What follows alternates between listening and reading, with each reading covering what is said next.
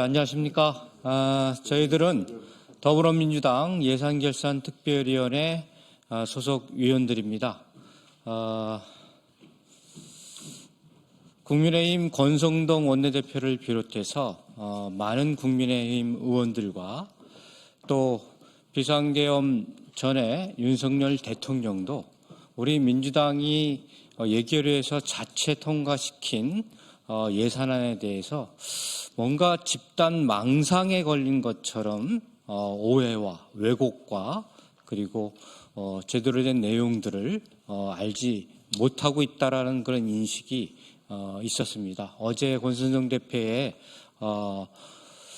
설 연휴 지난 이후에 기자회견에서 참으로 회개망측한 역시 망상에 빠져 있다라고 하는 인식이 들 정도의 심각한 예산안에 대한 왜곡이 있어서 오늘 그것을 바로잡고자 우리 더불어민주당 예산결산특별위원들이 내용을 마련해서 언론인 여러분들께 보고하고 국민들께 보고하고자 이 자리에 섰습니다.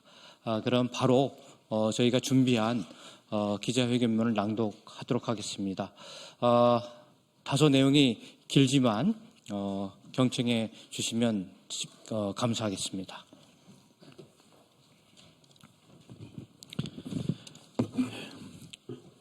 국민의힘 권성동 원내대표는 어제 기자회견에서 이재명 민주당 대표를 향해 민생의 진심이라면 여야정 협의체 복귀하라며 민주당이 무차별 삭감한 민생 예산의 원상복구가 시작이라고 으름장을 놓았습니다. 단도직입적으로 말씀드립니다. 민주당은 민생 예산을 삭감하지 않았습니다. 국민의힘이 말하는 민생 예산이 정부가 주머니 쌈짓돈 쓰듯 쓰는 예비비와 용처 확인이 불가능한 특활비를 의미한다면 민주당은 민생 예산을 삭감한 것이 맞습니다.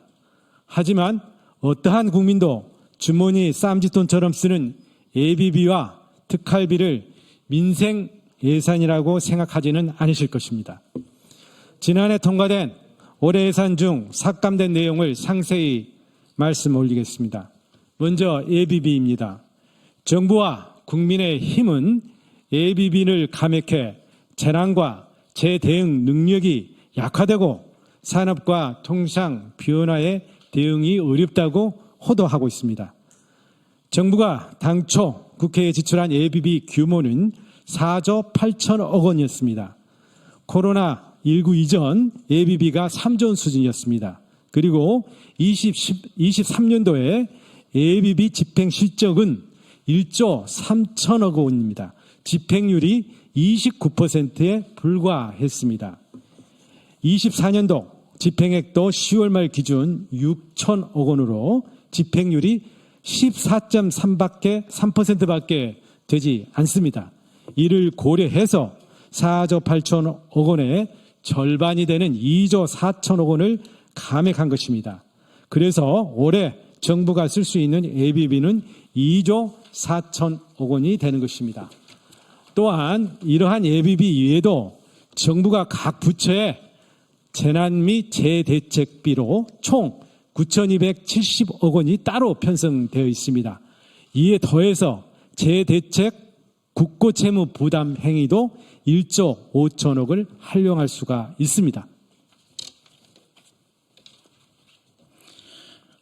정부와 국민의힘이 예비비를 엉뚱한 데 쓸 계획이 아니라면 예비비 감액이 재해와 산업통상 변화에 따른 대응이 어렵고 민생 예산을 삭감했다는 근거 없는 비판을 해서는 안 될 것입니다. 또한 국고채 이자 비용 5천억 원 감액도 신규 이자율을 고려한 것입니다. 다음으로 특수활동비와 특정 업무 경비입니다. 검찰을 비롯한 일부 권력기관에서 특정 업무 경비를 회식비로 쓴 것이 드러났습니다. 명절 떡값은 물론 민원실 경력금, 공기청정기 임대료와 기념사진 비용, 휴대폰 요금, 감사 경력금 등에 사용한 것도 확인되었습니다. 이는 극히 일부입니다. 국회는 예산 심사 과정에서 특수활동비와 특정 업무 경비 사용 내역을 확인하려 했지만 정부는 관련 자료를 일체 제출하지 않았습니다. 특수활동비, 특정 업무 경비는 기밀이 요구되는 수사활동에 쓰게 되어 있습니다. 명절 떡값, 민원실 경력금이 기밀수사입니까? 또한 특수활동비를 연말에 몰아쓰고 퇴임과 이임을 앞두고 몰아쓰는 것이 법이 정한 예산 집행 원칙에 맞는 것입니까? 특수활동비와 특정 업무 경비를 제외하고 권력기관이 수사하는 데 사용하는 예산은 단 1억 원도 감액하지 않았습니다. 민주당은 국민의 혈세라고 불리는 국가 예산이 허투루 쓰이는 것을 막은 것입니다. 또한 삭감된 청년 취업 진로 및 일 경험 지원 사업은 정부가 해외 인턴형 물량을 전년 대비 2배 증가시켰으나 해외 인턴 사업의 문제점을 고려했을 때 과도하게 증가됐고 유사 사업인 K-무브 스쿨 예산도 편성되어 있어 전년 수준으로 감액한 것입니다.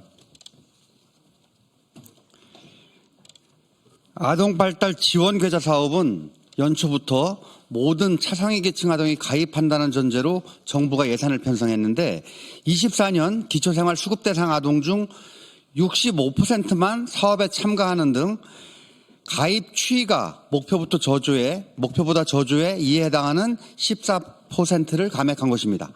아이 돌봄을 지원하는 돌봄 수당 역시 아이 돌봄 인력이 확보되지 않아 집행되지 않은 불용액을 고려해 감액했습니다. 민주당은 법의 정한 바에 따라 집행률이 저조한 사업, 사업 계획이 미흡한데 과도하게 책정된 사업, 수혜 대상을 과하게 추계한 사업만 적정 수준의 감액을 했다는 점을 말씀드립니다. 국민의힘과 윤석열 정부는 민생을 이야기합니다. 하지만 무자비하게 민생 예산을 삭감한 것은 오히려 윤석열 정부입니다. 지난해 지출 대비 올해 예산안에서 가장 많이 감액된 사업은 임대주택 출자 및 융자 예산입니다. 삭감액이 무려 2조 5천억 원에 달합니다. 집 없는 서민의 보금자리를 윤석열 정부가 빼앗아간 것입니다.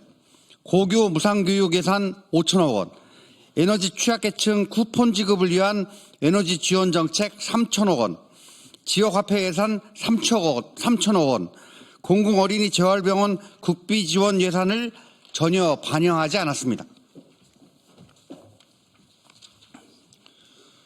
노동약자를 지원하는 무료 법률 지원 서비스 예산도 2년 연속 삭감했고 어린이 통학버스 연구비도 삭감했습니다.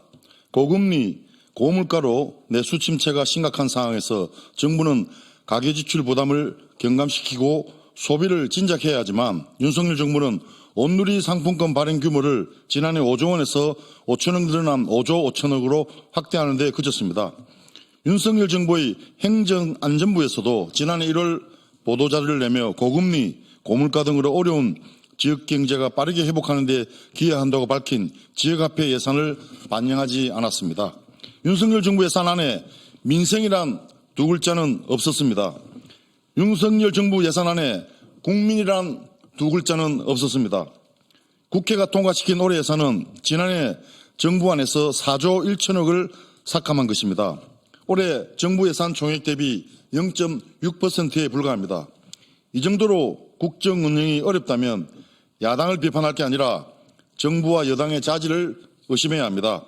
다시 말씀드립니다. 민주당은 법이 정한 테두리 안에서 집행이 저조하거나 예산이 과도 추계된 사업을 조정한 것입니다. 예비비와 특갈비, 특정 업무 경비는 국민이 낸 세금이 올바르게 사용되도록 바로잡은 것입니다.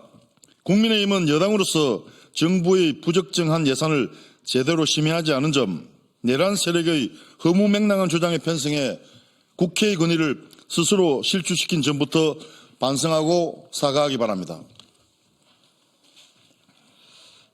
네, 민주당은 위헌적이고 불법적인 내란으로 인한 경제 위기가 심각해짐을 꾸준히 말씀드리고 추경 편성이 무엇보다 중요하고 시급하다고 얘기해 왔습니다.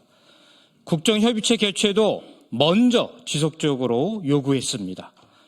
이미 늦었습니다. 정말 많이 늦었습니다. 중소기업, 소상공인, 자영업자, 민생경제 모든 영역이 위기입니다. 권성동 대표를 비롯한 국민의힘 지도부는 내란 속의 윤석열이 구속된 구치소를 찾아갈 때가 아닙니다. 한국 정치의 한 축을 이루었던 거대 보수정당이 국민과 민생을 외면하고 대한민국의 국격을 추락시키며 국민의 생명과 안전을 위협한 내란 우두머리를 찾아간다는 것은 국민의힘이 아닌 윤석열의 힘, 내란 세력의 힘이 되겠다는 것밖에 보이지 않습니다. 신속한 추경 편성, 민생법안 처리, 국정협의체 운영에 적극 나서는 것이 국민과 민생을 살리는 길이고 내란 세력과 결별하는 첫걸음입니다. 권성동 원내대표를 비롯한 국민의힘은 이 점을 꼭 명심하기 바랍니다. 2025년 2월 3일 더불어민주당 예산결산특별위원회 위원 감사합니다.